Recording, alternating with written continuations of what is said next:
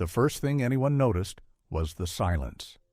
Inside a crumbling shed at the edge of a small Albanian village, a young bear named Riku lay chained to a wall, the iron link scraping faintly against the concrete floor whenever he shifted his weight. The air was damp and stale, heavy with the sour smell of rotting wood and rust. A single bucket of dirty water sat in the corner, long since warmed by the suffocating darkness. Riku had lived here his entire life. No sunlight ever reached through the thick wooden walls. No grass, no trees, no sky. There was barely enough space for him to stand, let alone turn around. For 2 years, the only sounds he knew were the clatter of his chain and the footsteps of the men who tossed scraps of food his way. He had never seen another bear. He had never felt the comfort of belonging to his own kind. To anyone who saw him, Riku was more shadow than animal, his eyes dulled by a loneliness too deep to name. But after years of silence and sorrow, no one could have imagined what would happen the day rescuers brought him face to face with another bear. It began with a whisper, a passing rumor that reached the ears of Four Paws International.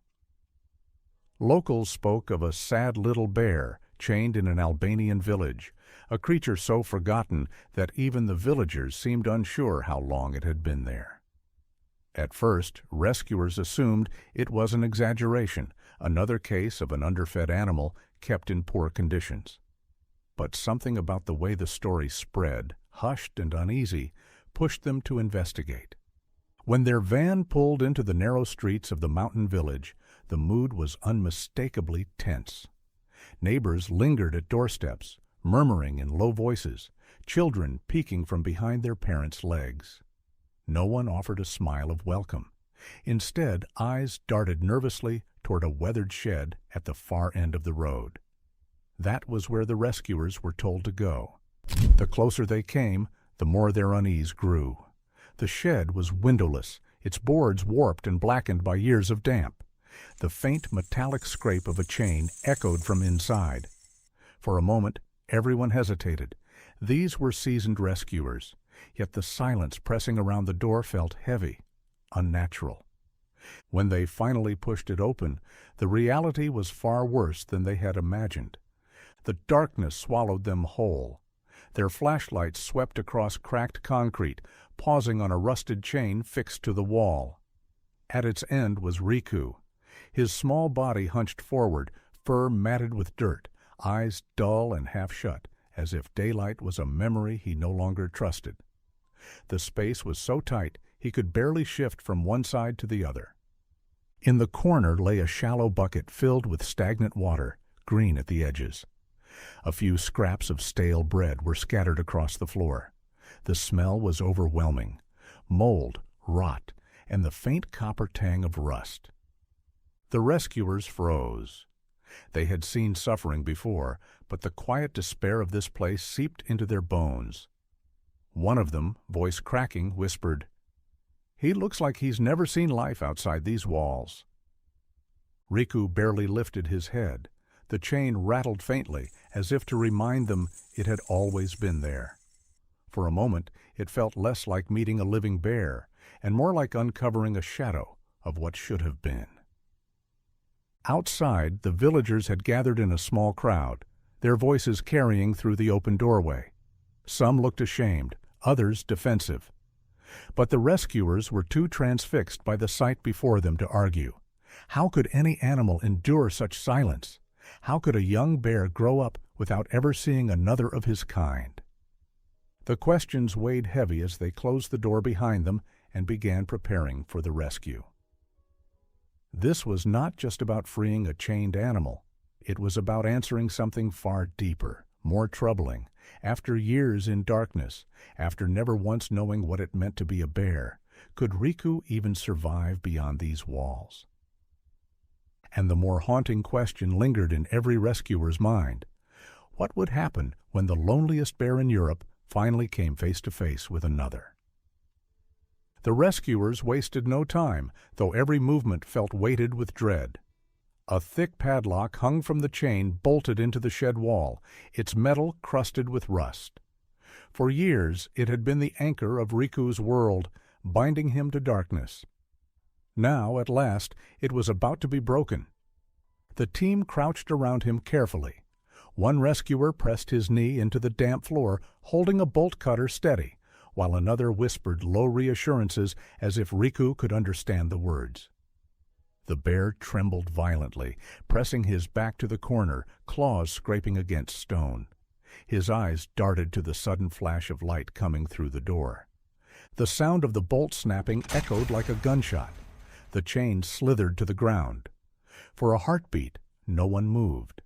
Riku didn't lunge forward, didn't run for the door. He only blinked, stunned, his body so used to captivity that freedom itself seemed incomprehensible. Then came the harder part, getting him into the transport crate. It was a large steel structure lined with straw, meant to keep him safe for the long journey ahead. But to Riku, it was just another cage. The rescuers coaxed, clapped, and gently tugged the guiding rope around his shoulders. At one point, he let out a low growl, his first sound since they had arrived. "Easy, boy," one rescuer murmured, his voice almost breaking. "We're not here to hurt you." Still, Riku resisted. He shook, paws sliding against the floor, eyes wide with terror. Freedom and fear collided in him all at once. Finally, with a weary slump, his body gave way. The team carefully maneuvered him inside, locking the gate with practiced precision. Outside, the villagers had gathered, drawn by the commotion. Some whispered that the rescuers were mad. Why waste such effort on a bear that had never known the wild? Others stood silent, guilt etched across their faces. Children peered wide-eyed at the sight of the trembling animal as the crate was lifted into the waiting truck. For the first time, sunlight touched Riku's fur, and he squinted against it, confused, as though the world was too bright to be real. The truck rumbled to life, rolling out of the narrow streets, past stone houses and fields. Riku shifted nervously in his crate, each jolt of the wheels sending him pressing back against the walls. One rescuer sat close, watching intently. "He's terrified," she whispered. "He doesn't know what's happening." Hours stretched into miles. The Albanian mountains gave way to winding roads that snaked across borders, the team bound for a sanctuary in Bulgaria. There, they hoped, Riku would not just find freedom, but something he had never experienced before, the company of other bears. The rescuers kept their voices low, as if afraid to unsettle the animal further. One leaned back in his seat, staring at the crate. "Do you think he'll even know what another bear is?" he asked softly. "He's lived like this all his life." The silence that followed was heavy. Another rescuer finally replied, "I don't know. He might not recognize his own kind, but we have to try." As the truck rattled down the road, one of the rescuers slid a small bottle of water through the bars of the crate. Riku hesitated, his nose twitching, then lapped at the cool liquid with trembling lips. It was the first time he had willingly taken anything from human hands. The rescuer smiled faintly, eyes wet with relief. It was a small gesture, but to them it felt like the first fragile thread of trust. Night fell, and with it the journey became more difficult. The air grew colder, the headlights stretching long beams across empty roads. Inside the crate, Riku shifted restlessly. Suddenly, he lurched, banging hard against the steel walls, the sound echoing through the truck. The rescuers froze, hearts pounding. For a terrifying moment, they thought he might injure himself in panic. One of them crouched by the crate, speaking gently, repeating his name again and again. "Riku, Riku, easy now, boy. It's all right, it's all right."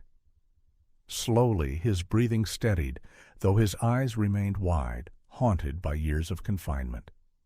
The truck pressed on, rolling through border checkpoints, the team exchanging nervous glances, but never speaking of turning back. This was Riku's only chance.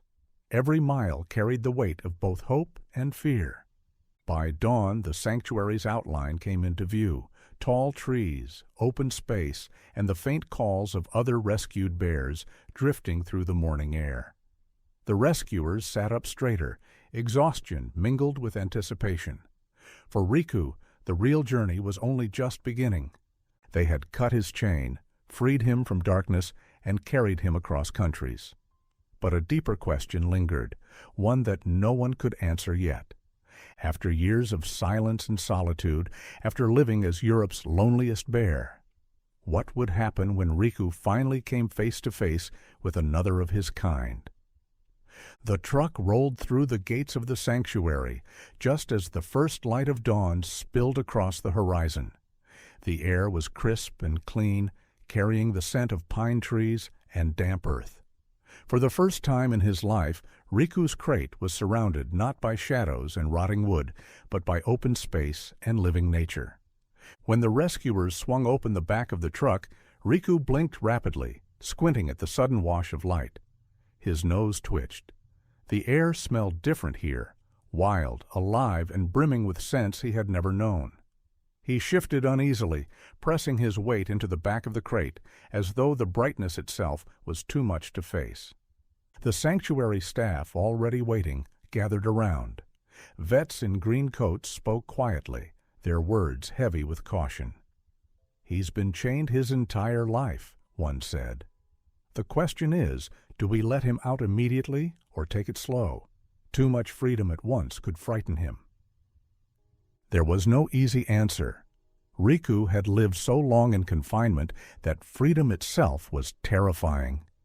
In the end, they agreed to begin with medical checks first, giving him time to adjust before releasing him into the larger enclosure. The crate door opened with a metallic click, and a ramp was slid into place. Riku hesitated, his paws gripping the straw. The rescuers coaxed him gently, and after long, painful minutes, he stepped down onto the ground. His claws scraped the soil, the first time he had ever touched earth. His body trembled, unsure whether to retreat or move forward. He was guided into a smaller holding pen, the first stage of his transition. Sunlight poured through the mesh walls, dappled by the leaves above. Riku's head moved slowly, his eyes wide, as if every detail, the sway of the trees, the chorus of birds, was too strange to believe. The vets worked carefully. They examined his teeth, worn down from gnawing at metal. They noted the raw patches where the chain had rubbed against his neck. His weight was far below average. His muscles were weak, a direct result of years without exercise. Through it all, Riku remained quiet, his breathing heavy but steady. At one point, a veterinarian crouched beside him, stroking a hand gently across his coarse fur. To everyone's surprise, he didn't pull away. He didn't growl or flinch. He simply stared ahead, eyes distant, as if too tired to resist. That moment, so small, so fragile, drew tears to more than one rescuer's eyes. For perhaps the first time in his life, human touch was not a threat. But the greatest test was yet to come. From his pen, Riku caught his first glimpse of movement in the distance. Another bear lumbered across an adjacent enclosure, its brown fur catching the light. Riku froze instantly. His nostrils flared, head lifting, eyes wide. He sniffed the air again, uncertain, as though trying to understand what he was seeing. The rescuers fell silent. They had all been waiting for this moment, though none dared predict how it would unfold. Would Riku react with aggression? Would years of isolation drive him to lash out? Or would fear consume him, sending him retreating into the corner, unwilling to face what he did not know? Every second felt stretched thin, the tension mounting in the air. Riku's entire body stiffened, claws sinking into the dirt. His gaze remained locked on the shape moving beyond the fence. To him, it wasn't just another bear. It was something entirely new, something he had no memory of and no language for. The sanctuary staff exchanged nervous glances. One whispered, "He doesn't even know what he's looking at." Imagine 2 years of life, and this is the very first time he's seen his own kind. Riku huffed, a deep, uncertain sound that echoed across the pen. He took one step forward, then stopped, his body taut with both fear and curiosity. For a heartbeat, he looked ready to bolt back to the shadows of his crate. But instead, he stayed where he was, frozen between instinct and discovery. The rescuers held their breath. This was the beginning of a new chapter, but no one could say whether it would be written in trust or terror. The day of the introduction arrived with a weight that everyone felt. The sanctuary staff gathered along the fence line, their voices hushed, their movements cautious. This wasn't just another routine pairing. This was the moment they had been building toward since the day Riku's chain was cut.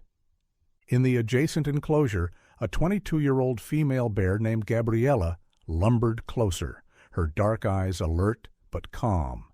She, too, had endured years of cruelty, rescued from a circus where she had been forced to perform tricks. Though older, her spirit had survived, and her presence carried a quiet steadiness. If there was any bear that could meet Riku gently, it was her. The two were separated by a strong wire fence. For a long moment, silence reigned. Riku stood stiff, head lowered, ears twitching nervously. Gabriella paused, sniffing the air, tilting her head with curiosity. Slowly, she began to circle the fence line, her paws sinking softly into the soil. Riku didn't move. His body was locked, every muscle tense, as though caught between fight and flight. His nostrils flared as Gabriella drew closer. The rescuers held their breath. Would he panic? Would years of isolation trigger aggression? Then, in a movement so small it was almost invisible, Gabriella lowered her nose and pressed it toward the fence. She waited. Riku hesitated, eyes darting to the humans watching nearby, then back to the shape before him. His breathing quickened, his claws kneading the dirt. And then, slowly, almost timidly, he leaned forward. The tip of his nose touched hers through the wire. The air seemed to shift. One rescuer whispered, "It's like he's waking up." Another covered her mouth with trembling hands. After years of silence, of loneliness, of never knowing what it meant to be a bear, Riku had reached out to another living soul of his own kind. The touch lasted only seconds, but it was enough. Gabriella gave a low chuff, a friendly sound, and stepped back, pacing along the fence as if inviting him to follow. And to everyone's astonishment, he did. His stiff body loosened, his paws moving cautiously along the same path, mirroring her. Encouraged, staff decided to open the gate between their enclosures. Hearts pounded as the barrier slid aside, the space between them finally dissolving. For a tense heartbeat, neither moved. Then Gabriella stepped forward. Riku followed, tentative at first, but drawn by something deeper than fear. Their noses touched again, this time without the wire between them. Gabriella lifted a paw, swiping gently at his shoulder, a playful gesture. Riku flinched, then, miraculously, responded with his own tentative paw. What began as careful touches soon blossomed into a dance of discovery. They rolled on the ground, nudged each other's necks, even splashed at the pond nearby. Every moment seemed to erase another year of Riku's loneliness. He wasn't snarling, he wasn't retreating, he was playing. The rescuers could hardly believe what they were seeing. Some cried openly, others grinned through tears. The saddest bear in Europe had just taken his first steps into a new life, not by walking into a forest, but by finding another bear who understood his pain. From that day forward, Riku was no longer a shadow in a cage. He was a companion, a partner, a friend. And for the first time, he wasn't alone. From the very first day their paws touched, Riku and Gabriella were inseparable. Wherever one went, the other followed. If Gabriella wandered to the pond to cool off, Riku padded in after her, splashing clumsily in the water. If Riku settled into the shade to gnaw at fresh fruit, Gabriella lay down beside him, pressing her body close, as if to reassure him he would never again be alone. The sanctuary staff watched with awe. They had introduced countless animals over the years, but rarely had they seen a bond form so quickly, so powerfully. "They saved each other," one rescuer whispered, eyes wet with emotion. For every scar Riku carried from his years in chains, Gabriella seemed to offer healing. And for every wound Gabriella bore from her circus past, Riku gave her companionship. Together, their broken pieces seemed to fit. Their story spread far beyond the walls of the sanctuary. Images of the two bears, touching noses, rolling in the grass, swimming side by side, captured hearts around the world. Four Paws International used Riku's journey to shine a light on a larger truth. Across Albania, dozens of bears were still suffering in cages, chained outside restaurants, trapped in private yards, or exploited for profit. But change was coming. The Albanian government had begun working with Four Paws to strengthen laws, punish offenders, and build a permanent sanctuary in Mount Dasht National Park. Each rescue brought new momentum, and Riku's transformation became a symbol of hope for every bear still waiting in the shadows.